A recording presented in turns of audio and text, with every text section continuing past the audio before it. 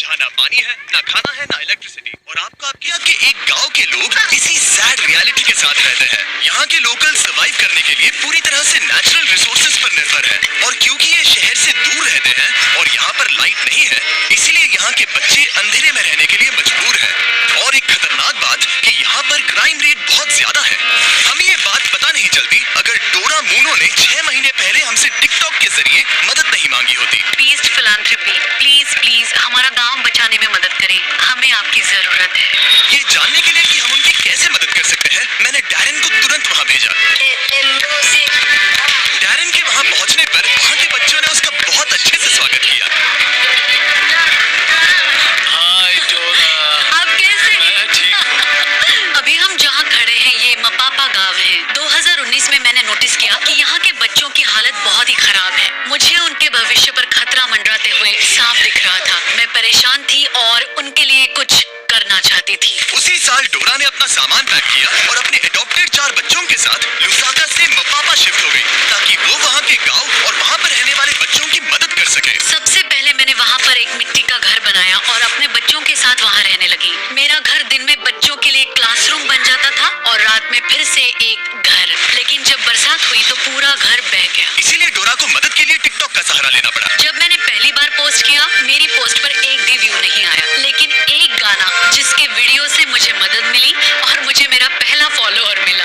सिलसिला बढ़ता रहा और फिर मेरे 4.5 मिलियन फॉलोअर्स हुए। ये अपने आप में ही कमाल की बात थी, क्योंकि वहाँ ना तो इलेक्ट्रिसिटी थी और ना ही कोई सेल रिसेप्शन। यकीन मानिए, लेकिन यहाँ पर बड़ी मुश्किल से कोई कनेक्टिविटी है।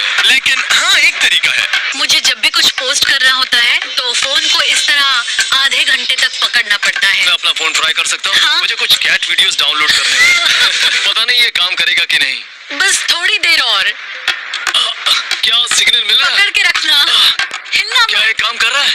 ओके, हो गया, वी आर डन। ये तो बड़ा मुश्किल काम हाँ है। बिल्कुल। वो ये सब इसीलिए करती है ताकि उसे जो डोनेशंस मिलते हैं उससे वो इस गांव की मदद कर सके। हमने अब तक 350 बच्चों को बचाया है। हम उन्हें अच्छा एजुकेशन देते हैं, अच्छा खाना देते हैं, ताकि उन्हें भी वो सारी चीजें मिले जो बच्चों के लिए बहुत जरूरी होती है। लेकिन इस स्कूल की मेंटेनेंस कॉस्ट लगातार बढ़ती ही जा रही है और इसे चलाना और मुश्किल हो रहा है। इसका मतलब इस स्कूल को जल्द ही बंद करना पड़ सकता है। ये क्लियर हो गया कि बिजली की कमी उन्हें रोक रही थी और इस गांव को उसकी उन्नति तक पहुंचाने के लिए डोरा की काबिलियत पर पूरा असर पड़ रहा था, जो कि ये अच्छी बात नहीं है। रोज सुबह उठते ही ख्याल आता है कि बच्चे आज क्या खाएंगे। इसे पूरा करना बहुत मुश्किल है, वो भी हर रोज। तो हम सब ने मिलकर एक प्लान बनाया कि हम विशाल सोलर ग्रिड इंस्टॉल करेंगे और फिर सूरज की रोशनी की मदद से हम पूरे गांव को रोशनी दे सकते हैं। हमने तय किया कि इस गांव की प्रगति के लिए सब कुछ करेंगे और डोरा को सरप्राइज देंगे। हमारी टीम ने गिव पावर के साथ मिलकर अगले कुछ महीने सोलर प्लांट खड़ा करने के लिए सीक्रेटली काम किया।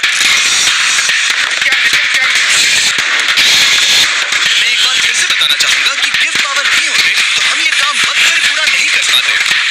महीनों की प्लानिंग और इतने हार्ड वर्क के बाद मैं इस पैनल में आखिरी बोल्ट कसने जा रहा हूँ। आखिर काम पूरा हुआ। जैसा कि आप मेरे पीछे देख सकते हैं कि सूरज डूबने वाला है और हम बस कुछ ही पलों में पहली बार लाइट्स शुरू करने वाले हैं। और आज के बाद से बच्चों को रात में कभी अंधेरा नहीं देखना पड़ेगा। जिस पल का इंतजार था वो आ गया है। हम लाइट शुरू करने जा रहे हैं। बच्चियों, हमारा इलेक्ट्रिशियन मेरे सिग्नल के लिए रुका है और अब मैं उसे शुरू करने का इशारा करने जा रहा हूँ। बच्चियों, लाइट शुरू करो।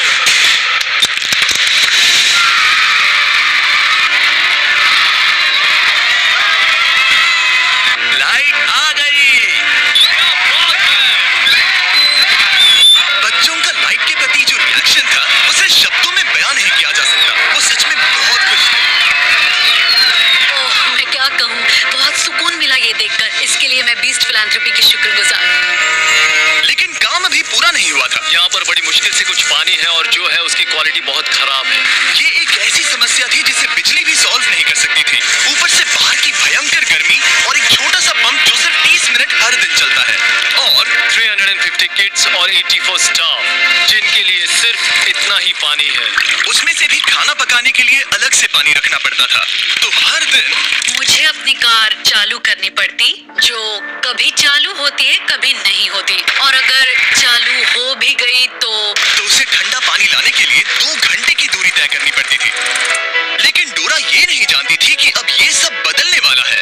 आपने इन बच्चों के लिए जो कुछ किया है उसे देखने के बाद हमने ये डिसाइड किया है कि हम यहाँ पर हाइड्रोलॉजिकल स्टडी करेंगे और यहाँ पर एक गहरा कुआं खोदेंगे, एक ऐसा कुआं जिसके बाद आपकी पानी की समस्या हमेशा के लिए खत्म हो जाएगी। हम आपके किचन में एक इलेक्ट्रिक वाटर हीटर और एक कमर्शियल गैस स्टोव इंस्टॉल करेंगे, साथ ही सोलर प्रोडक्शन की कैपेसिटी 3 गुना बढ़ा देंगे। ठीक है, ऐसा लग रहा है जैसे सपना पूरा हो गया, मुझे यकीन ही नहीं हो रहा। Thank you so much. आप इन बच्चों को अपने पैरों पर खड़ा होना सिखा रही हैं। इससे सोसाइटी में बदलाव आएगा, क्योंकि कल चल के यही बच्चे अपनी आने वाली पीढ़ी को यही बातें सिखाएंगे। आप बीज बो रहे हैं, क्योंकि वो भी आपसे उतना ही प्यार करते हैं जितना हम करते हैं। लेकिन ऑब्वियसली जितना ज्यादा करेंगे खर्चे भी उतने ही बढ़ेंगे। तो हमने कांटेक्ट किया हमारे लॉन्ग टर्म पार्टनर और इस वीडियो के स्पॉन्सर को, इलेक्ट्रिक ई बाइक्स। हमेशा की तरह हमने उन्हें मैसेज किया, हे हमें इस प्रोजेक्ट के लिए फंडिंग की जरूरत है, इससे लोगों का भला होगा। और फिर उनका जवाब आया, नो प्रॉब्लम, और इस वीडियो के लिए डबल डोनेशन देकर हमारी मदद की। सिर्फ और सिर्फ इलेक्ट्रिक ई बाइक्स की मदद से हम डोरा और सभी बच्चों की और भी ज्यादा मदद कर पाएंगे। तो ध्यान रहे, आप उनके वेबसाइट पे जाकर या इस लिंक पर क्लिक करके उनकी इलेक्ट्रिक ई बाइक्स खरीद सकते हैं, वो भी अभी। उनके प्रोडक्ट्स खरीद कर आप उनकी मदद कर रहे हैं, फिर वो हमें स्पॉन्सर करेंगे और हम और लोगों की मदद कर पाएंगे। ठीक है, चलो वीडियो कंटिन्यू करते हैं। और जाने से पहले एक आखिरी सरप्राइज, डैरेन उन बच्चों को एक ट्रीट देना चाहते थे। ये पहली बार होगा जब वो आइसक्रीम चखेंगे। ये एक बड़ी ही खास ट्रीट है, क्योंकि इसके लिए रेफ्रिजरेशन की जरूरत पड़ती है, जो उन्हें पहले कभी नहीं मिला। आइसक्रीम कौन कौन खाएगा? बढ़िया, तो चलो।